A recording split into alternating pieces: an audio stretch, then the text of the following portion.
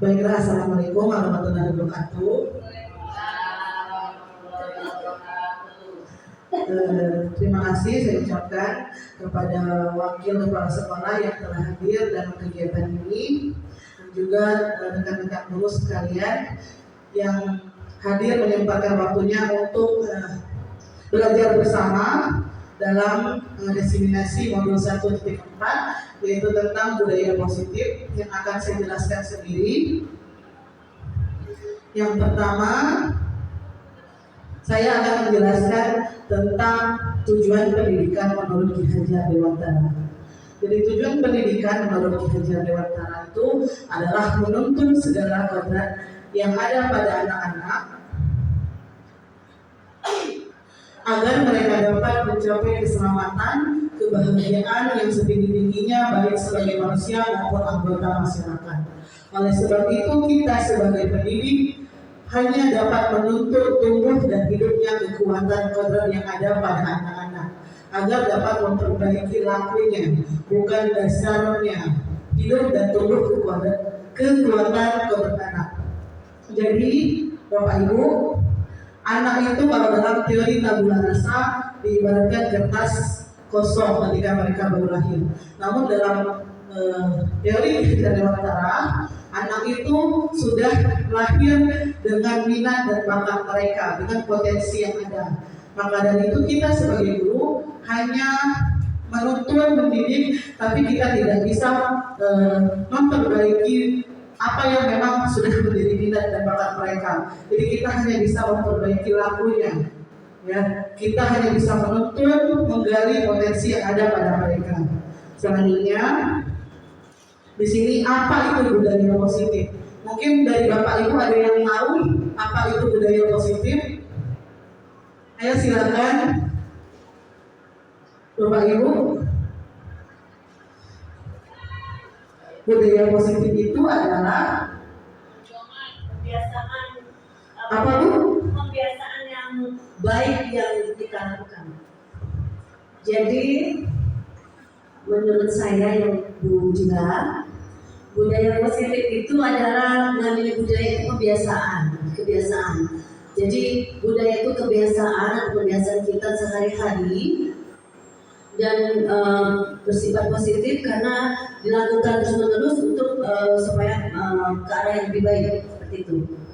Ya, jadi benar apa yang disampaikan oleh Bu Pit, bahwa budaya positif di sekolah itu adalah nilai-nilai dan kebiasaan-kebiasaan di sekolah yang berpihak pada peserta didik agar mereka dapat berkembang menjadi pribadi yang kritis, penuh hormat dan bertanggung jawab. Selanjutnya, di sini ada perubahan paradigma. Jadi untuk membangun budaya positif, sekolah perlu menyediakan lingkungan yang positif, aman, nyaman, agar murid-murid berpikir, bertindak, dan mencipta dengan merdeka, mandiri, dan bertanggung jawab. Disiplin biasanya dikaitkan dengan kontrol. Dalam hal ini, guru lah yang memiliki kontrol dalam menghadapi siswa. Di sini bisa Bapak Ibu perhatikan, di sini bisa dipraktekkan juga bahwa di sini misalnya Anda dan teman Anda melakukan kegiatan coba buka. Jadi Anda sebagai A, tugas Anda adalah mengepalkan salah satu tangan Anda. Coba Anda bayangkan bahwa Anda menyimpan sesuatu yang berharga di dalam kepala itu. Anda perlu menjaga benda tersebut sekuat tenaga karena begitu pentingnya untuk kehidupan Anda. Sedangkan tugas B adalah mencoba dengan segala cara membuka kepala itu. Dari praktek itu, apa Anda atau B membuka kepala tangan Anda? Mengapa? Alasannya. Jadi ketika kita mengepalkan tangan kita minta orang lain membukanya, itu bisa terjadi apa tidak, Bapak Ibu? Ayo. Ketika kita mengepalkan tangan kita dengan kuat, orang lain mencoba membukanya, tapi ketika kita tidak mau mencoba, kita tidak mau membukanya, itu tetap tidak akan terbuka. Kenapa tidak akan terbuka? Karena Ini kita sendiri yang memegang kontrol atas kepala tangan kita. Apakah kita ingin membuka ataukah kita ingin menutup? Itu tergantung pada diri kita masing-masing sesuai dengan kebutuhan dasar kita saat ini. Di sini ada perubahan paradigma teori kontrol. Kalau selama ini kita berpikir, oh kita bisa mengendalikan siswa kita, sebenarnya itu adalah sebuah ilusi. Kita bisa membuat siswa kita tertib, itu juga adalah ilusi. Jadi ilusi seorang guru bisa mengontrol murid. Ilusi bahwa kritik itu membuat orang bersalah dan menguatkan karakter, itu adalah sebuah ilusi. Terus selanjutnya, ilusi bahwa semua penguatan positif, efektif dan bermanfaat, serta ilusi bahwa orang dewasa memiliki hak dan memaksa. Itu kadang tanpa kita sadari sering kita lakukan, kita memaksa, namun sebenarnya mereka melakukan itu dengan paksaan. Itu adalah sebuah ilusi. Di sini bisa Bapak Ibu lihat perubahan paradigma stimulus respon teori kontrol. Siapa sesungguhnya yang memiliki kontrol? Di stimulus respon, kita mencoba mengubah orang agar berpandangan sama seperti kita. Padahal sebenarnya kita harusnya berusaha memahami pandangan orang lain tentang dunia.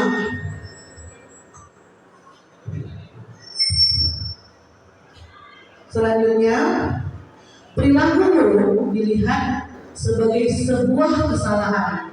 Padahal kadang teori kontrolnya semua perilaku itu pasti memiliki tujuan.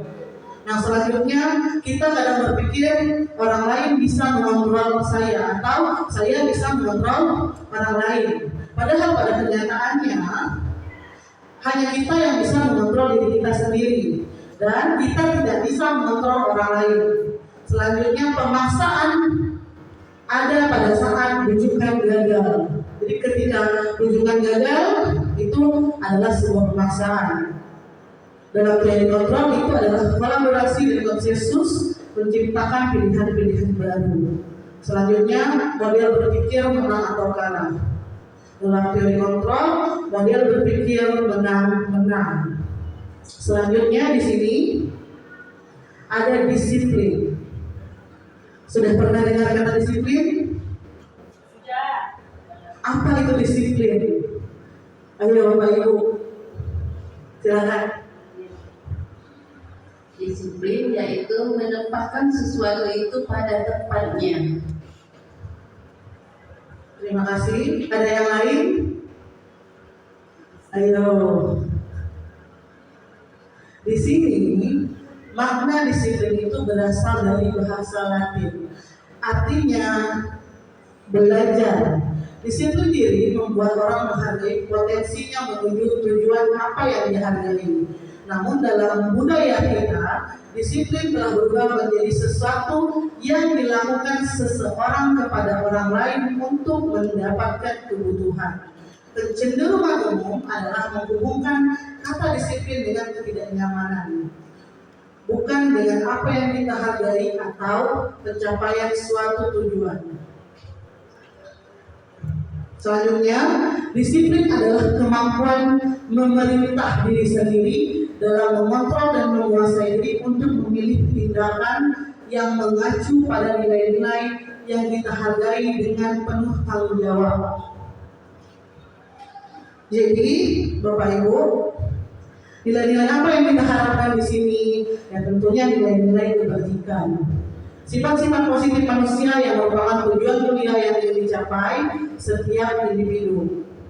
Nilai-nilai kebajikan yang ingin dicapai oleh setiap anak Indonesia tentunya kalau sekarang kita menggunakan kurikulum merdeka kita harus mencapai tujuan anak itu yaitu profil belajar Pancasila, di mana ada 6. Yang pertama adalah beriman dan bertakwa kepada Tuhan Yang Maha Esa serta berakhlak mulia. Yang selanjutnya mandiri, berpikir kritis, berkebinekaan global, bergotong royong dan kreatif. Selanjutnya di sini ada sudah pernah saya sharing juga dengan guru-guru yang lain tentang apa kebutuhan dasar manusia. Bapak Ibu, ada yang masih ingat tentang apa kebutuhan dasar manusia? Karena tidak mungkin manusia itu tidak memiliki kebutuhan. Semua manusia itu pasti memiliki kebutuhan. Kira-kira apa kebutuhan dasar manusia?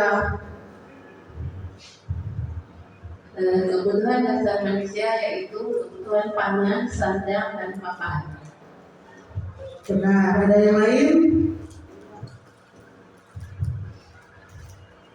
Kebutuhan manusia, kebutuhan dasar ya Bu ya, cinta dan kasih sayang, kemudian perjuangan, terus penghargaan, kebahagiaan. Ada yang lain? Kebebasan, benar. Jadi manusia itu mempunyai 5 kebutuhan dasar. Yang pertama adalah kebutuhan penguasaan. Penguasaan itu maksudnya ini diakui, ya. Terus selanjutnya kebutuhan kasih sayang dan rasa diterima. Jadi ingin disayang, ingin dicinta, ingin diterima baik dalam masyarakat maupun di dalam keluarga. Terus selanjutnya kesenangan. Kalau bekerja stres terus, jadi kita butuh sesuatu yang dapat menyenangkan kita untuk membuat pikiran kita menjadi lebih refresh, lebih baik.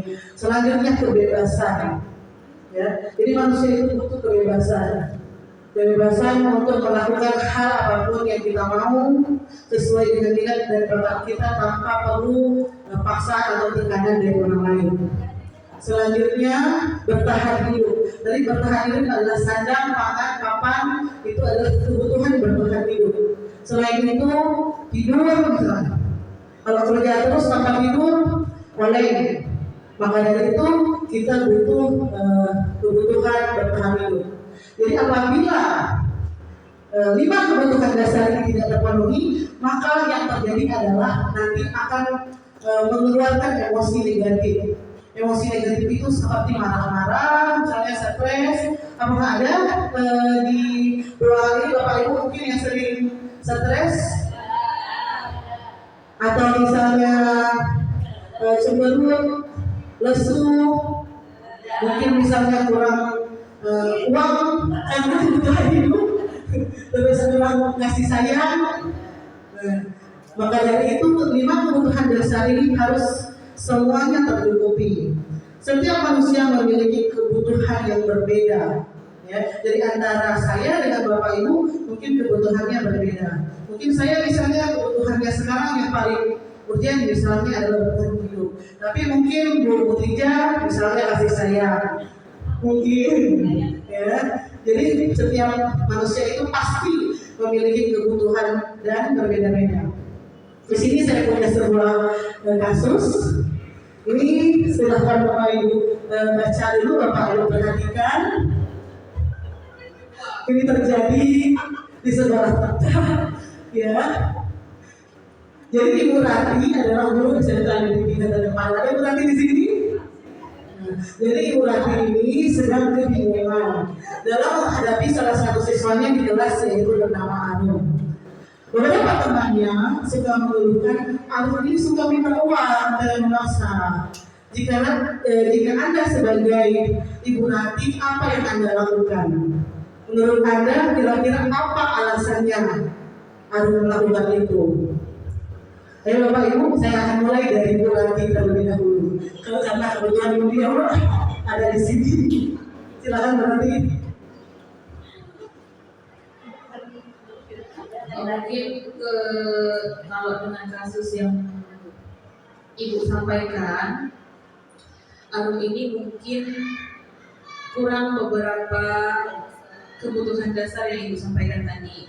Mungkin yang pertama itu dia kurang perhatian, kemudian kurang kasih sayang dari kedua orang tuanya, sehingga anak tersebut tidak tahu arahnya harus seperti apa, seperti itu. Mungkin ada yang lain yang ingin menambahkan, silakan Bu Ayu yang kebetulan mengajar anak juga ya.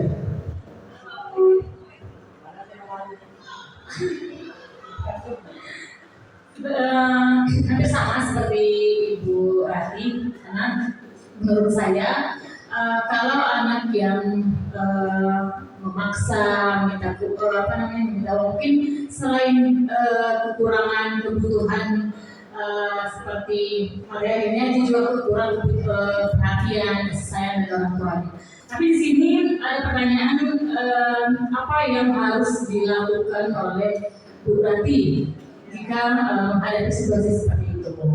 Ya pertama menurut saya konsultasikan dulu ke orang tuanya, kita tahu dulu latar belakangnya seperti apa, baru kemudian kita pertemukan dulu, intinya dimediasi dulu lah. Nah baru kalau memang seandainya anak ini tidak berubah, ya baru mungkin dilakukan sanksi-sanksi menurut peraturan sekolah. Kalau menurut saya seperti itu. Baik, terima kasih. Jadi di sini dalam konsep penerapan disiplin positif, Ibu nanti sebaiknya mencari tahu alasan Arun melakukan tindakan tersebut. Yang benar tadi seperti yang disampaikan Bu Ayu dan Bu Ranti sendiri. Jadi untuk mengetahui kebutuhan mana kira-kira yang memang diperlukan oleh Arun. Misalnya di sini,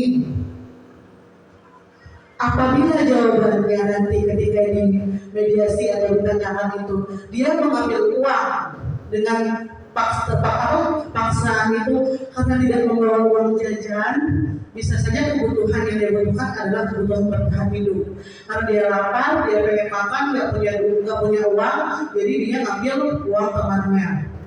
Terus yang kedua, bisa juga Arun mengambil uang temannya karena ingin mendapatkan perhatian.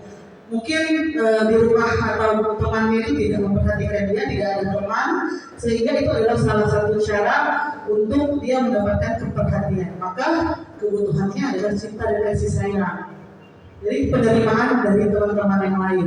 Terus selanjutnya, apabila Arun merasa mengambil uang itu karena ingin merasa hebat, aku hebat nih ngambil duit kawan-kawan aku.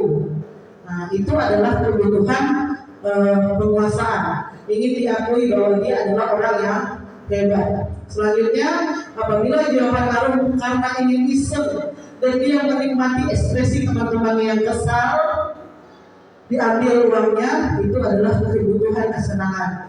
Jadi ngambil duit hanya untuk main-main saja, karena senang melihat ekspresi temannya yang susah, yang lapar, ya seperti itu mungkin Bapak Ibu. Selanjutnya di sini saya punya expliking. Sebelum saya melanjutkan ke materi berikutnya, saya minta Bapak Ibu silakan dimohon untuk berdiri terlebih dahulu.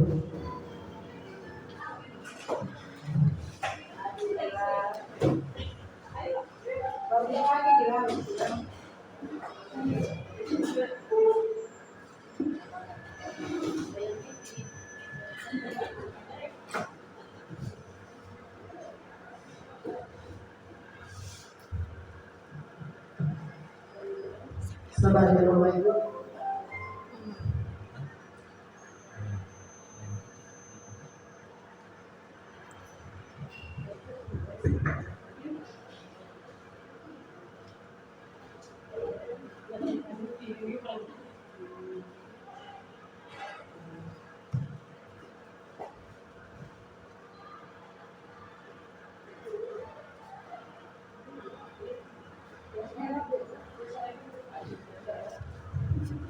Bapak Ibu suaranya tidak terlalu terdengar ya.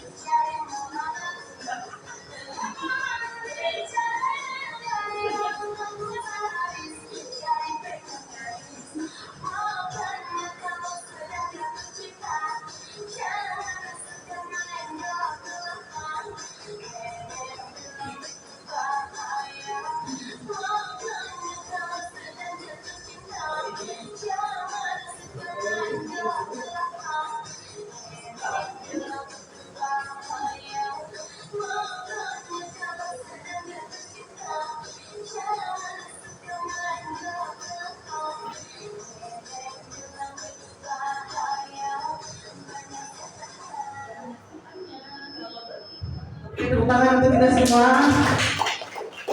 Bagaimana, sudah siap lagi menerima materi? Siap menerima materi? Baik, akan saya lanjutkan.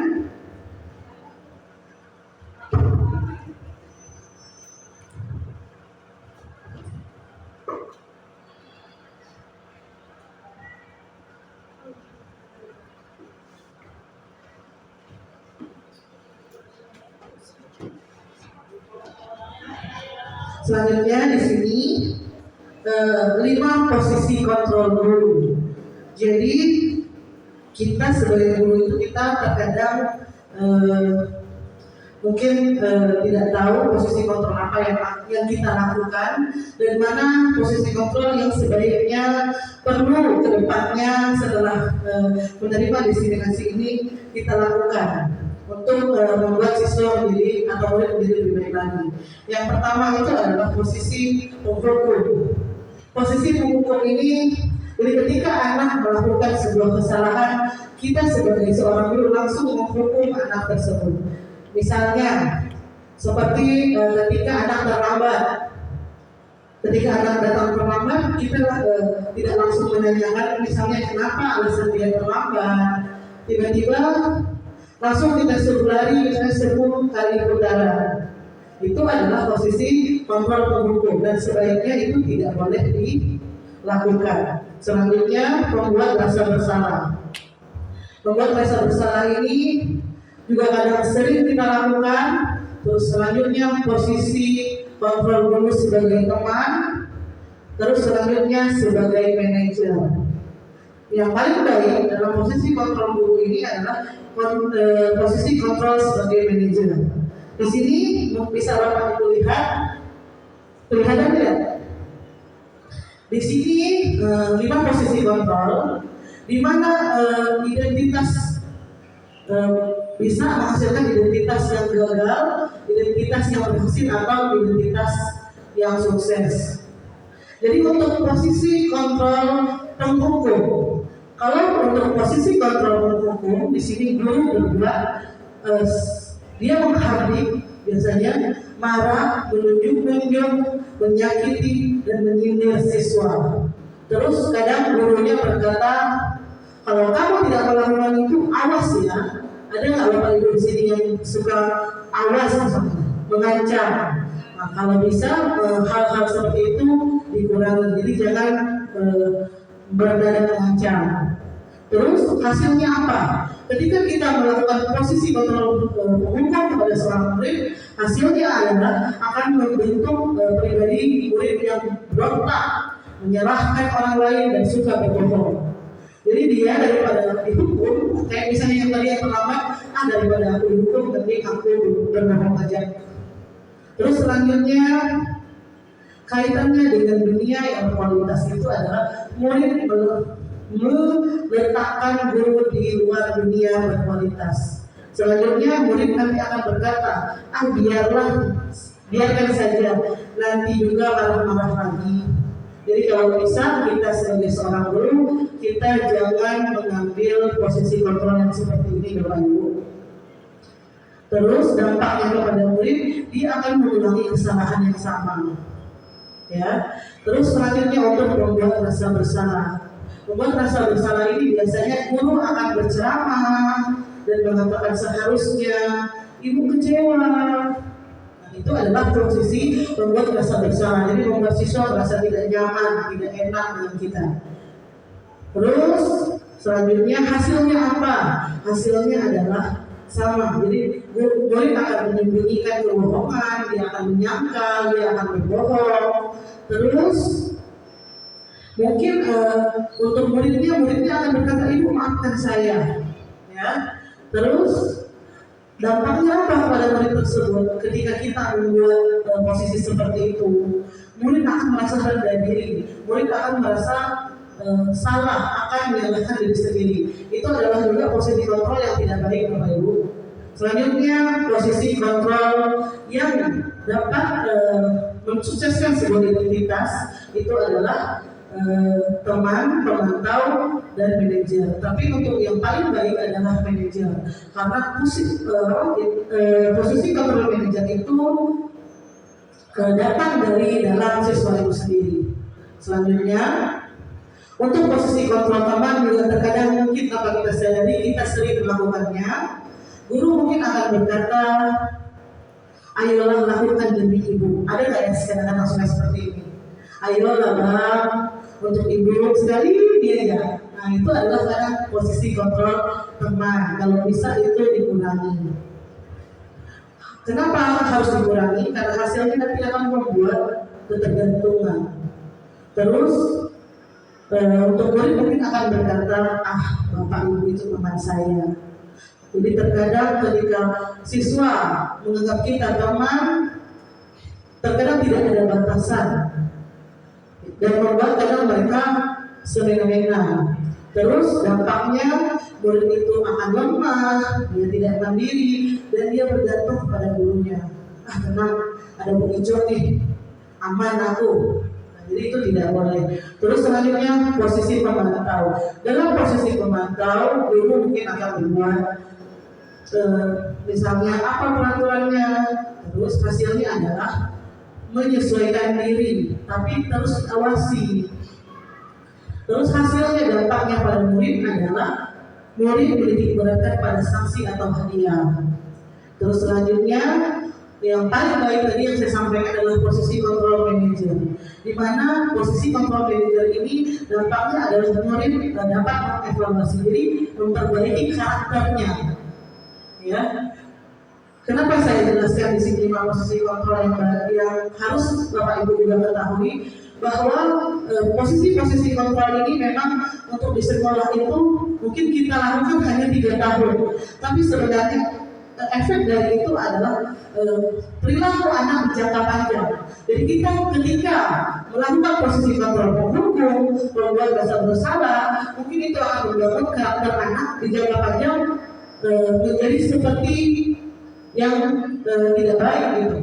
Tapi ketika memang kita melakukan posisi kontrol yang baik sebagai manajer, anak itu akan mengontrol diri dalam dirinya melalui motivasi internal. Jadi memang mereka berubah itu atas kemauan mereka sendiri.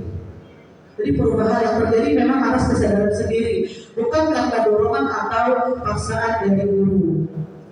Selanjutnya bisa Bapak Ibu lihat, apakah kelihatan? Ini adalah pernyataan-pernyataan yang sering atau kadang kita katakan ketika kita melakukan posisi kontrol tersebut. Ya. Terus selanjutnya di sini budaya positif. Di sini ada lingkaran. Jadi dalam budaya positif itu ada lingkungan yang positif, tentunya ada keyakinan keras dan peraturan keras. Di sini mungkin Bapak Ibu pernah sebelumnya membuat peraturan keras. Sudah pernah membuat peraturan keras? Sudah? Peraturan keras itu terkadang dibuat atas kesepakatan bersama atau tidak? Atau hanya guru saja yang membuat peraturan? Anak-anak kalian tidak boleh ini, anak-anak kalian tidak boleh itu. Apakah seperti itu? Jadi di sini sebagai seorang guru seharusnya ketika kita mengajar dalam kelas kita harus memiliki keyakinan kelas. Keyakinan kelas itu apa? Jadi keyakinan kelas itu adalah nilai-nilai kebajikan atau prinsip-prinsip universal yang disepakati bersama secara universal, terus lepas dari latar belakang suku, negara, bahasa maupun agama. Namun menurut dosen, suatu keyakinan akan lebih memotivasi seseorang dari dalam. Jadi seseorang akan lebih bersemangat untuk menjalankannya daripada hanya sekedar mengikuti serangkaian peraturan. Jadi semua perilaku itu pasti memiliki tujuan. Ya, jadi Bapak Ibu akan lebih baik ketika kita mengajar kita memiliki memang keyakinan kelas atau kesepakatan kelas yang memang kita luruskan atau kita buat bersama dengan anak-anak. Jadi ketika dan itu pun harus dibuat dengan kata-kata yang positif. Jadi jangan ada kata tidak boleh. Akan lebih baik dengan kata-kata yang baik. Dan misalnya tidak boleh datang terlambat. Akan lebih baik misalnya datanglah tepat waktu. Itu adalah kalimat-kalimat positif yang membangun dan memberikan motivasi. Seperti itu ya. Selanjutnya di sini pembentukan keyakinan kelas. Jadi keyakinan kelas di sini bersifat abstrak daripada peraturan, lebih rinci dan lebih konkret. Keyakinan kelas itu berupa pernyataan-pernyataan yang universal. Pernyataan keyakinan keras senantiasa dibuat dalam bentuk positif. Jadi tidak ada boleh kata tidak ada boleh kata jangan. Terus keyakinan keras hendaknya tidak terlalu banyak. Jadi tidak usah banyak-banyak sampai 20, misalnya 20 keyakinan keras. Itu jangan terlalu banyak kalau bisa. Cukup yang mudah mereka lihat dan mereka pahami. Selanjutnya, semua warga kelas sebaiknya ikut berkontribusi dalam membuat kegiatan kelas lebih curah pendapat. Terus bersedia meninjau kembali keyakinan kelas dari waktu ke waktu. Jadi ketika membuat keyakinan kelas itu, Bapak Ibu bisa misalnya menggunakan stick note, bisa minta pendapat setiap anak untuk memberikan pendapat kira-kira apa aturan yang akan kita buat di kelas kita. Bisa seperti itu ya Bapak Ibu. Terus selanjutnya dari masukan-masukan dari anak-anak tersebut nanti bisa kita lihat dan kita kaji kembali kira-kira mana yang cocok dan sesuai yang akan dipakai dengan kelas kita. Terus kita lihat, kita tinjau apakah keyakinan kelas kita itu memang berjalan secara efektif dari waktu ke waktu. Jadi perlu ada tinjauan kembali, perlu ada monitoring. Selanjutnya ini bisa dilihat dalam peraturan di sini selalu dikembalikan rukun ke tempatnya. Apa kira-kira kebajikan yang dituju? Kebajikan yang dituju adalah dengan mengembalikan rukun ke tempatnya, siswa itu diajarkan untuk bertanggung jawab. Jadi tadi ketika kita membuat keyakinan kelas itu, tentunya kan kita punya tujuan. Dengan ini anak bisa seperti ini ya. Nah, ini salah satu contohnya. Dilarang mengganggu orang lain. Ini nilai kebajikannya adalah menghormati orang lain dan diri sendiri. Namun ini sebenarnya masih kurang tepat. Dilarang mengganggu orang lain itu dia menggunakan konotasi yang negatif. Ya. Jadi kalau bisa bahasanya adalah misalnya menghargai orang lain itu akan lebih bagus. Terus selanjutnya gunakan masker. Gunakan masker di sini itu untuk menjaga apa? Untuk menjaga kesehatan dan keselamatan. Terus Kalau di sini misalnya ada lagi hadir di sekolah 15 menit sebelum pembelajaran dimulai. Untuk apa? Yang ditujunya adalah menghormati orang lain, terus berkomitmen pada tujuan. Terus selanjutnya di sini saya punya kesepakatan kelas. Ini contoh kesepakatan kelas yang sudah dibuat bersama-sama. Nanti mungkin Bapak Ibu juga sudah melakukannya di kelas masing-masing. Namun apabila ada kata-kata yang negatif, mungkin bisa kita perbaharui atau tinjau kembali agar bisa dengan kata-kata yang positif saja, sehingga nanti bisa memotivasi setiap anak untuk ada motivasi dalam diri mereka. Terus selanjutnya di sini ada segitiga restitusi. Segitiga restitusi ini adalah proses menciptakan kondisi bagi murid untuk memperbaiki kesalahan mereka, sehingga mereka bisa kembali pada kelompok mereka dengan karakter yang lebih kuat.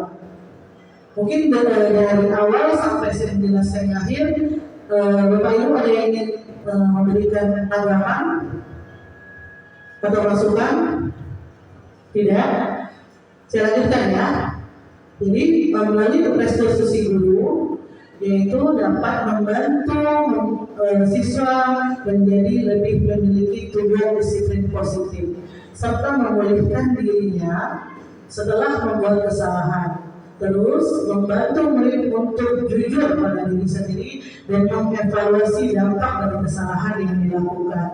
Yang selanjutnya adalah memberikan penawaran baik. Di sini bisa kita lihat ini adalah langkah-langkah segitiga restitusi. Jadi dalam segitiga restitusi yang pertama itu adalah kita harus menstabilkan identitas anak terlebih dahulu. Setelah itu kita baru memvalidasi tindakan yang salah. Selanjutnya kita menanyakan keyakinan anak.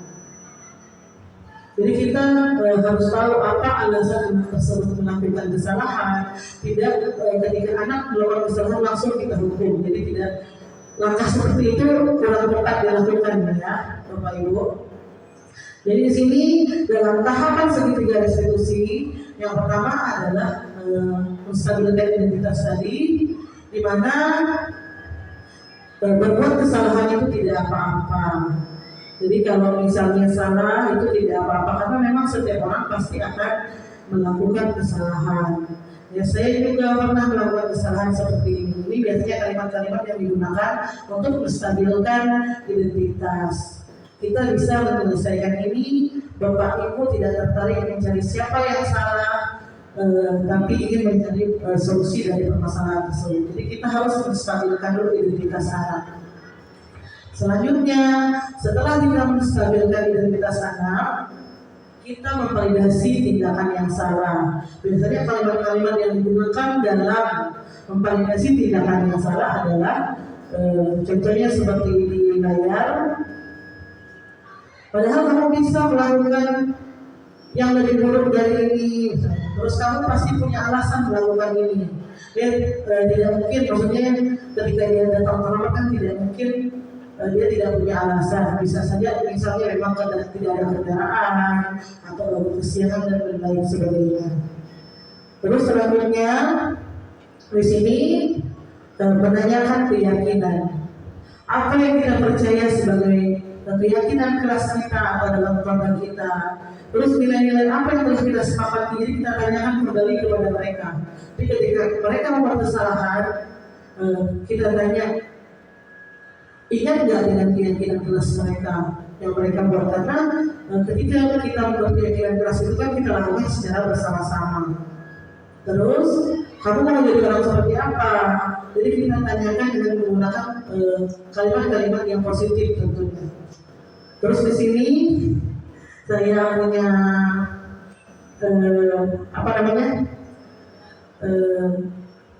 dokumentasi berupa video yang memang sudah saya lakukan, saya terapkan di kelas. Mungkin Bapak Ibu bisa mencontoh. Silakan dilihat.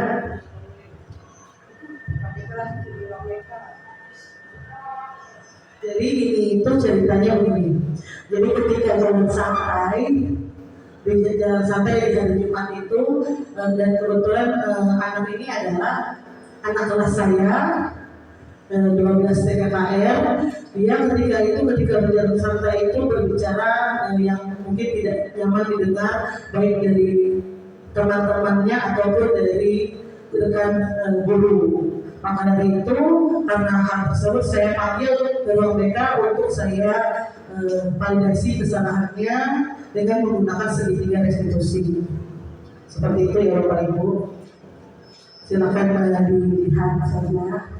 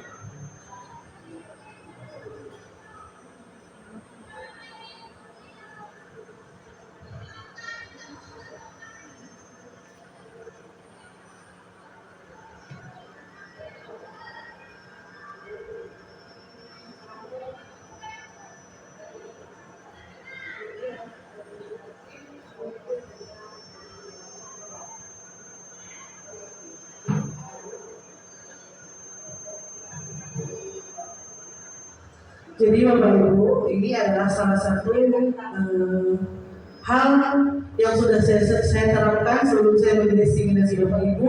Saya sudah melakukan segitiga restitusi dalam menghadapi masalah siswa. Terus selanjutnya di sini saya pun meminta tanggapan dari siswa tersebut bagaimana tanggapannya ketika saya melakukan tindakan restitusi. Di sini dia mengatakan bahwa kalau bisa ketika ada masalah menggunakan segitiga restitusi. Jadi ketika kita menggunakan segitiga restitusi tersebut, mereka pun menyadari apa kesalahan mereka dan mereka menyadari dan meyakini bahwa mereka tidak akan mengulangi perbuatan itu lagi dan ingin berubah menjadi yang lebih baik. Dan itu adalah motivasi karena yang memang keluar dan lahir dari dalam diri mereka sendiri. Selanjutnya, ini adalah kegiatan yang memang sudah kita lakukan bersama budaya positif di sekolah, yaitu menyambut murid setiap pagi sudah kita lakukan. Ini kemarin saya dengan Bu Ranti. Terus sarapan sehat setiap Jumat sudah kita lakukan juga setiap Jumat. Di hari ini juga tadi sudah selesai. Terus sholat duha, yasinan dan mendengarkan ceramah. Terus apel pagi dan berdoa itu sudah kita lakukan bersama setiap hari untuk membentuk keyakinan nilai kebajikan yaitu disiplin dan cinta kepada Tuhan Yang Maha Esa serta pembentukan keyakinan kelas. Mungkin itulah materi yang bisa saya sampaikan dengan diseminasi kali ini. Silakan mungkin ada Bapak Ibu yang ingin memberikan tanggapan. Saya persilakan waktu dan tempatnya. Jadi tadi ada budaya positif, ada keyakinan kelas, ada lima kebutuhan dasar, ada teori kontrol di mana bagaimana cara menghadapi siswa ketika ada masalah, yaitu dengan menggunakan segitiga restitusi.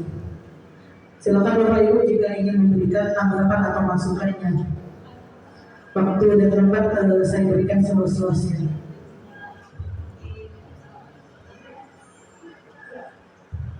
Baiklah, kalau tidak ada yang memberikan tanggapan, seluruh penutup kegiatan pada hari ini, saya ingin setiap dari Bapak Ibu kita refleksi bersama tentang kegiatan destinasi saya kali ini. Mungkin dimulai dari yang paling depan sampai nanti yang paling belakang. Silakan dimulai dari Bukti terlebih dahulu.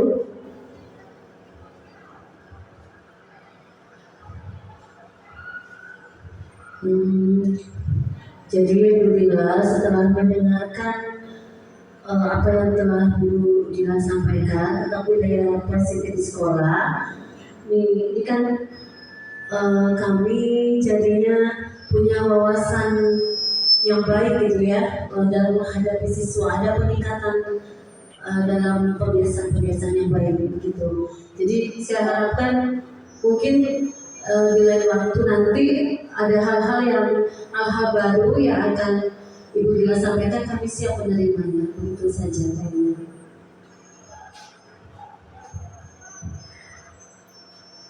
Baik, terima kasih Udin. Selanjutnya silakan Bu Tija untuk memberikan tanggapan dari refleksi kegiatan kita pada hari ini. Ya, terima kasih untuk tanggapan dan refleksinya untuk hari ini, materi dari Ibu Dina. Jadi harus lebih banyak kegiatan positif yang harus kita lakukan bersama siswa. Jadi itu bisa menjadi kebiasaan. Kalau kita terbiasa untuk melakukan hal-hal positif, mudah-mudahan itu juga bisa nanti sampai mereka selesai dari sekolah ini dan bisa diterima dengan masyarakat dengan baik. Itu aja sih dari saya. Terima kasih. Selanjutnya. Terima kasih atas kesempatannya. Dengan adanya simulasi ini, kami berterima kasih kepada Bu Dina sudah mendapat gambaran bahwa apa saja yang akan dilakukan kepada anak didik untuk menuju hal-hal yang positif. Ya, selama ini ada beberapa hal yang dapat kami sadari sehingga membuat anak itu seperti yang dikatakan Bu Dila nanti untuk selanjutnya timbul sikap yang tidak baik. Ya, terima kasih banyak untuk Bu Dila.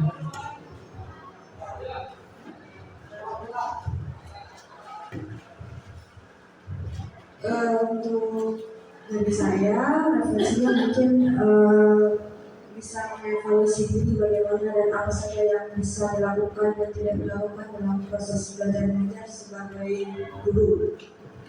Baik, terima kasih Bu Lisa. Ya, dari saya terima kasih Bu Dila. Dengan adanya kegiatan ini, benar tadi yang dikatakan Ibu Anissa, kita bisa mengevaluasi kita sejauh mana apa yang sudah kita lakukan. Kemudian dari kegiatan ini juga kita bisa menjadi referensi tadi kegiatan-kegiatan positif yang bisa kita ambil untuk kita terapkan di sekolah kita. Ya, terima kasih.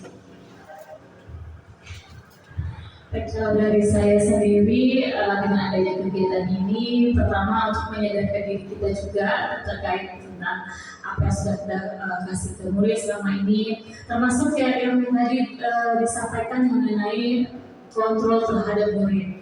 Tadinya ada yang bersifat menjadi teman, yang bagus dalam manajemen. Selama ini saya pribadi menjadi teman, tapi ada yang bisa tahu bahwa ternyata lebih baik untuk menjadi manajer seperti itu ya. Jadi banyak ada wawasan tambahan untuk kita sebagai guru untuk lebih baik ke depan.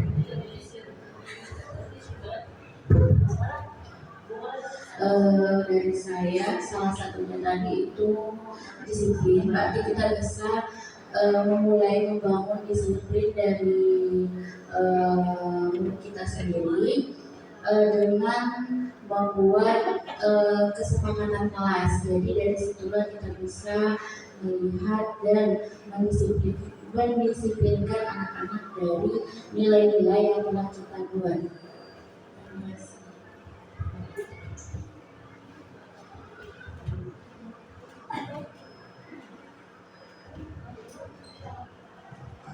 Baiklah Bu Dila, sama seperti rekan-rekan yang lainnya, itu merupakan dari kegiatan diskriminasi ini kita mendapat hal yang harus kita lakukan terhadap siswa yang mungkin ada perubahan dengan sebelum-sebelumnya yang kita lakukan. Dengan adanya kegiatan ini merupakan pencerahan bagi kita untuk yang kedepannya, untuk yang penanganan siswa masa sekarang. Mungkin selanjutnya berarti silakan. Terima kasih Bu Dila dengan pemaparan beberapa materi yang sudah disampaikan. Untuk refleksinya mungkin ada beberapa koreksi baik itu untuk diri sendiri, terutama saya sebagai seorang guru bagaimana harus menyikapi keadaan siswa, berperilaku yang baik terhadap siswa, dan memahami bagaimana seharusnya saya bersikap terhadap mereka dengan batasan-batasan yang tertentu. Terima kasih. Kan Bu Tri, selanjutnya. Baik, untuk Bu Dila, saya juga ucapkan terima kasih. Jadi dari presentasi tadi yang dapat saya ambil itu mengenai kontrol diri, kemudian bagaimana kita bersikap menghadapi permasalahan dengan siswa, kemudian juga masalah membawa diri. Jadi kita harus menempatkan diri kita itu dalam menghadapi permasalahan siswa itu sebelumnya gitu ya. Mungkin itu saja bilang yang bisa saya sampaikan. Terima kasih Bapak Ibu telah melakukan refleksi. Jadi perasaannya bagaimana? Sehatkah? Alhamdulillah. Jadi yang perlu kita ingat bersama adalah saya ulangi kembali, yang pertama sebagai seorang guru tentunya kita itu digugu dan ditiru. Jadi apapun yang kita lakukan, apapun yang kita perbuat, kita itu selalu dilihat, disorot oleh murid-murid kita. Maka dari itu kita haruslah bertindak dengan bijak, berbicara dengan baik, jangan sampai dengan kalimat-kalimat kita nanti akan menyakiti hati siswa kita dan menyebabkan mereka memiliki karakter yang tidak baik di jangka yang akan datang. Jadi harapannya ke depan agar seluruh guru tentunya dapat memiliki sikap-sikap dan nilai-nilai kebajikan yang dapat kita terapkan di diri kita sendiri maupun di murid-murid kita. Dan kita bisa menyelesaikan masalah tadi salah satunya dengan menggunakan segitiga restitusi. Mungkin untuk hari ini itu saja yang bisa saya sampaikan. Terima kasih banyak atas kesempatan dan waktunya kepada Bapak Ibu yang telah hadir di sini. Assalamualaikum warahmatullahi wabarakatuh dan selamat pagi. Silakan Bapak Ibu, mungkin ada aktivitas lain bisa meninggalkan ruangan ini.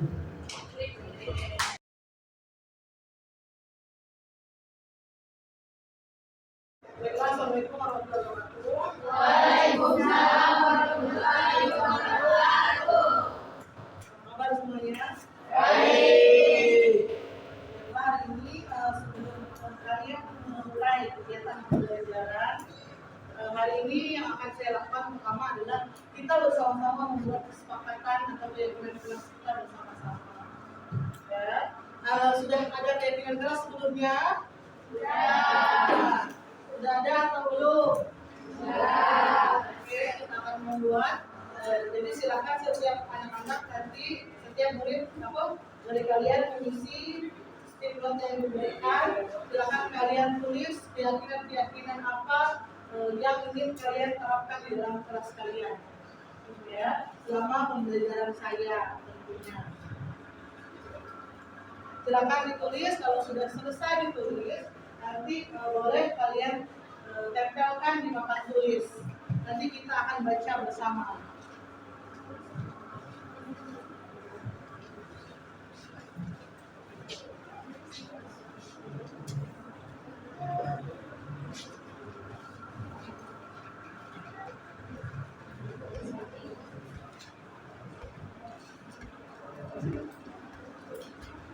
Kelompoknya misalnya seperti apa? Hari-hari lain mungkin.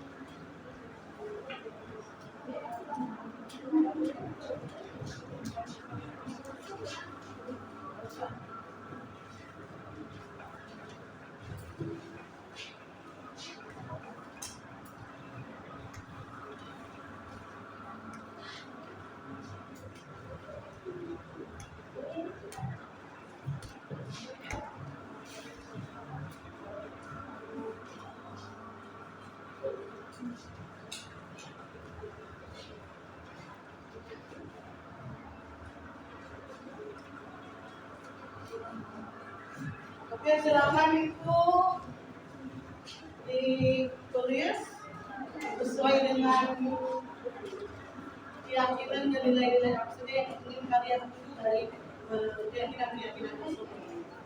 Kalau sudah selesai, boleh langsung ditempelkan di papan tulisnya.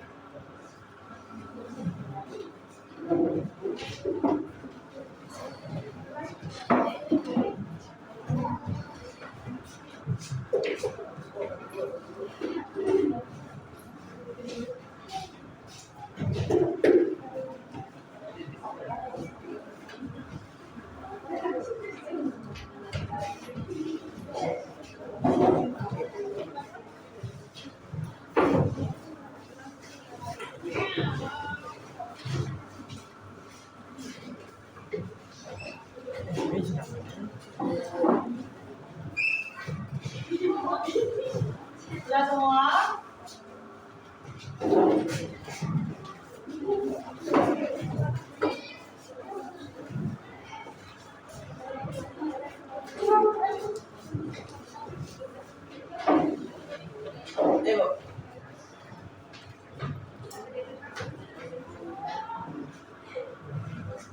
Oke, jadi di sini kita akan membuat 10 laporan saja cukup yang mewakili keyakinan-keyakinan kalian. Ada sekretaris, bisa bantu saya untuk maju ke depan.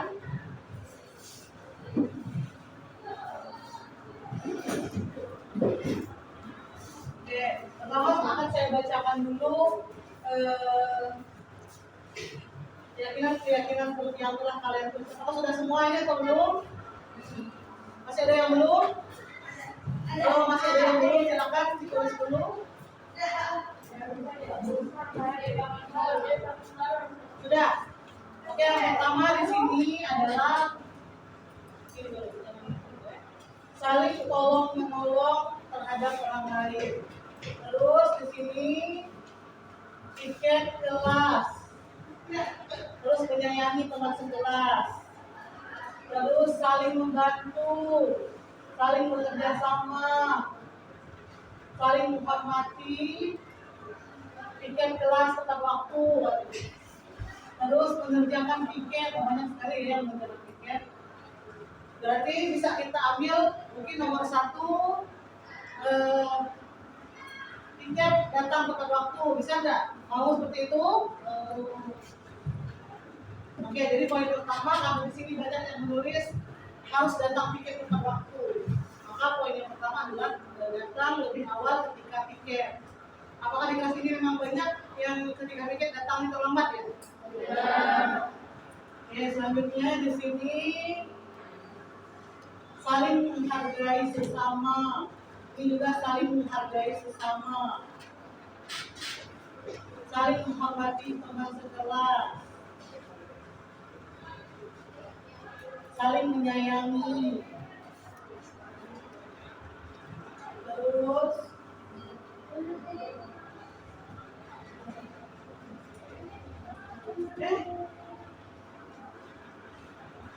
Oke, di sini berarti poin kedua karena hampir banyak juga yang mengatakan harus saling menghargai dan menghormati orang lain. Orang lain itu termasuk teman, guru, atau siapapun yang memang ketika kita bertemu kita memang harus saling menghargai dan menghormati orang lain. Itu kesepakatan kedua, setuju? Apa ada yang lain? Itu yang kedua ya. Yang ketiga di sini saling mengajarkan materi yang tidak paham, saling kompak, saling menghargai, boleh. Sudah lihat. Terus lagi membantu teman yang kesusahan. Membantu teman yang kesusahan kalau dimasukkan ke kesepakatan kelas kita. Ini membantu teman yang kesusahan ini bukan berarti ketika ulangan dibantu ya. Jadi membantu teman yang kesusahan ini memang dalam konteks yang positif. Ketika memang ada diskusi, belajar, kalau tidak mengerti, boleh saling bertanya dan saling sharing. Bagaimana cara dalam mengerjakan masalah. Tapi bukan untuk mencontoh atau melakukan hal yang tidak baik. Terus selanjutnya di sini selalu datang tepat waktu. Mau dimasukkan? Apa ada yang suka terlambat? Tidak. Ada kayak yang suka terlambat di kelas ini? Ada sepertinya. Oke, jadi yang keempat itu selalu datang tepat waktu. Terus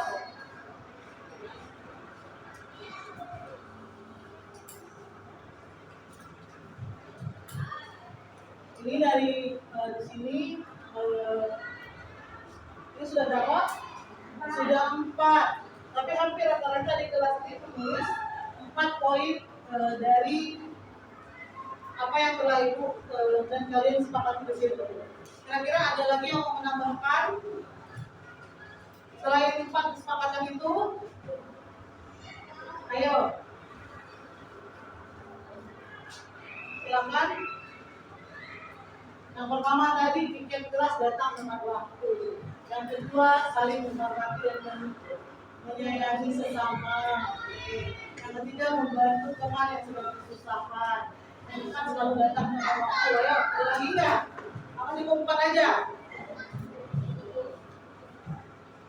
Silakan yang ingin memberikan memberikan sarannya. Kalau berpakaian di mana? Harus tapi. Jadi gimana? Ada mau dimasukkan ke dalam kesepakatan kelas kita?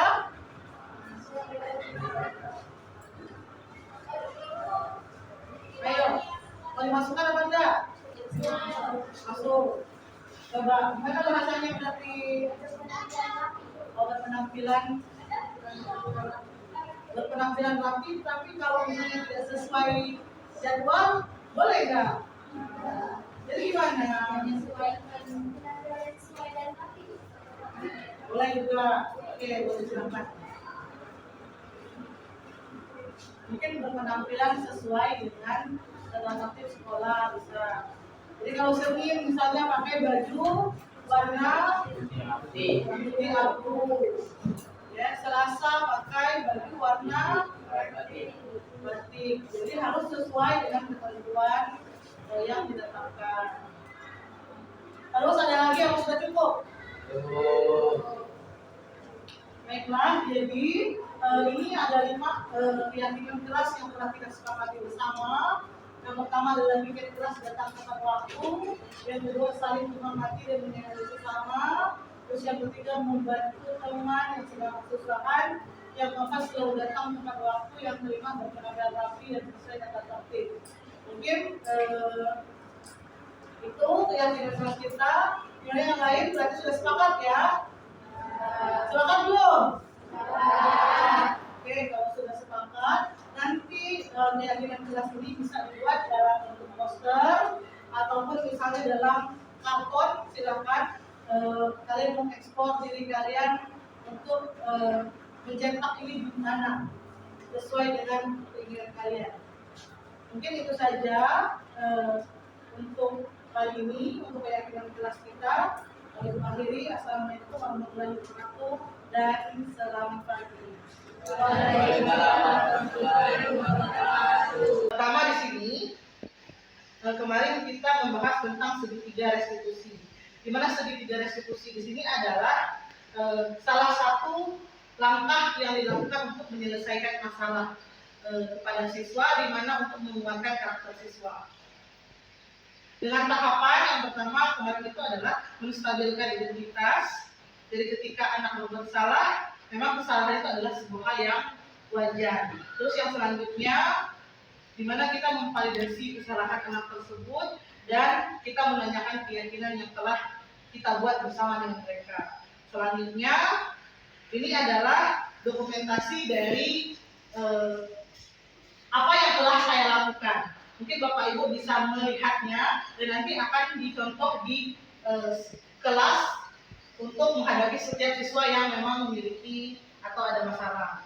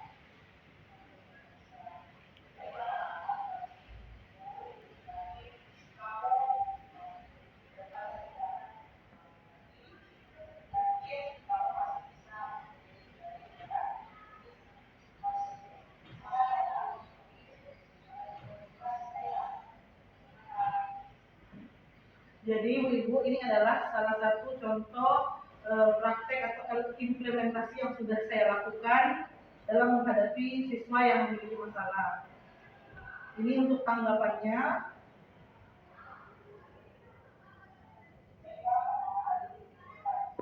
Bisa dilihat ya.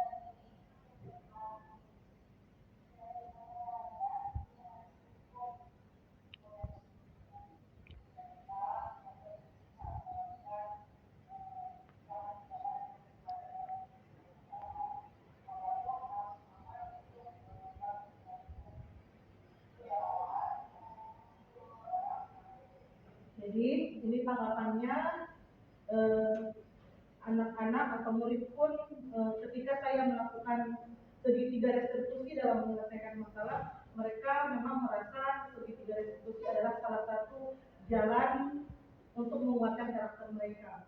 Karena dengan itu kita sebaiknya mengambil dalam menyelesaikan masalah itu dengan menggunakan segitiga restitusi dengan posisi sebagai manajer, seperti yang sudah saya sampaikan sebelumnya.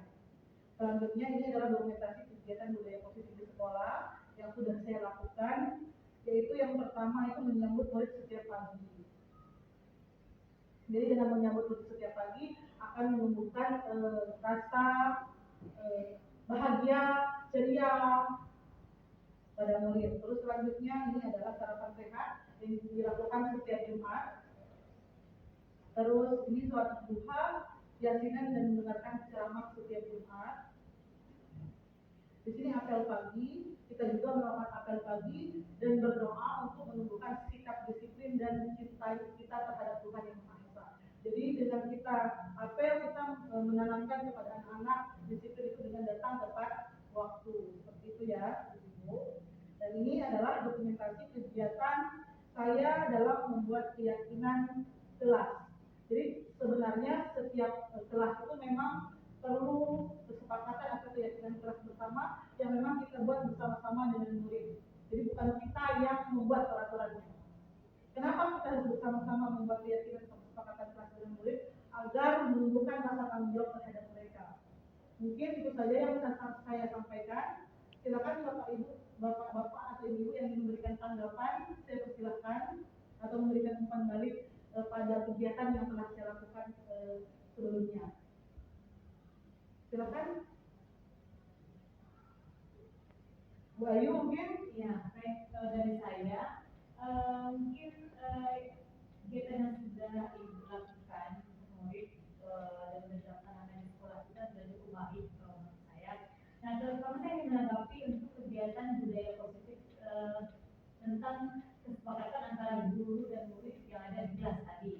Ya, karena menurut saya selain kita juga mengajarkan karakter mereka tadi untuk lebih disiplin, tapi kita juga harus menunjukkan agar mereka berani untuk membukakan pendapat mereka, tapi dengan catatan bahasa dan sesuai dengan etika dan moral yang seharusnya sebagai siswa dan murid. Gitu. Karena menurut saya murid itu juga punya hak untuk berpendapat apakah mereka suka atau tidak suka dengan cara kita mengajar atau apa yang kita lakukan sebagai guru. Mungkin itu saja dari saya. Terima kasih Bu Ayu. Ibu yang lain, silahkan Bu Fit. Ingin memberikan tanggapan. Baiklah, kalau tidak ada lagi yang ingin memberikan tanggapan, terima kasih atas waktu dan kehadirannya kalau berada di sini. Saya tutup dan saya akhiri. Assalamualaikum warahmatullahi wabarakatuh. Waalaikumsalam.